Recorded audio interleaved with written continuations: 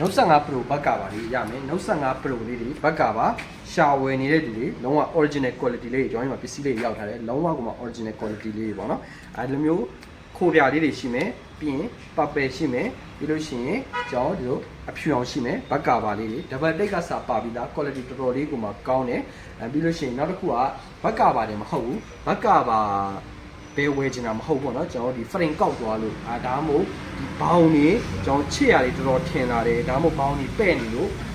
ဟိုဟာအရှိချမ်းနေပါမလဲချင်ဘက်ကပါမလဲချင်ဘူးဒီဘောင်းလေးပဲတီးတန့်ဝယ်ချင်တယ်ဆိုလို့ရှိရင်လည်းကျွန်တော်ရှိမှာဒီလိုဒီ frame တီးတန့်လေးတွေဝယ်လို့ရတယ်Note 15 Pro ကိုဒီလို frame လေးပစ္စည်းရပြီ power key လေးရစပါမယ်ဒီမှာသူ့ရဲ့ power key လေးလည်းပါလာမယ်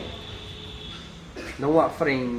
လေးပဲတီးတန့်လေးပဲခွဲဝယ်လို့ရတယ်ပေါ့နော်အရင်လိုမျိုးကျွန်တော်တို့ဒီလိုဘက်ကပါတက်ပြီးလို့ရှိရင်ဘက်ကပါရော frame ရောတွဲဝယ်နေကြမလို့ဘက်ကပါကောင်းတယ်ဆိုလို့ရှိရင်ကျွန်တော်ဒီလို frame လေးပဲဝယ်လို့ရတယ်ဥပမာ frame ကောင်းတယ်ဆိုလို့ရှိရင်ဒီလိုဘက်ကပါအလွတ်လေးပဲဝယ်လို့ရတယ် Note 15 Pro CD လေးရောက်ထားရှိပါတယ်လိုအပ်တယ်ဆိုလို့ရှိရင်ကျွန်တော် Star Sub ရပါဖုန်းနံပါတ်ဖြစ်တဲ့090605လေးကို Viber မှာဆက်သွယ်ပြီးတော့ဝယ်လို့ရ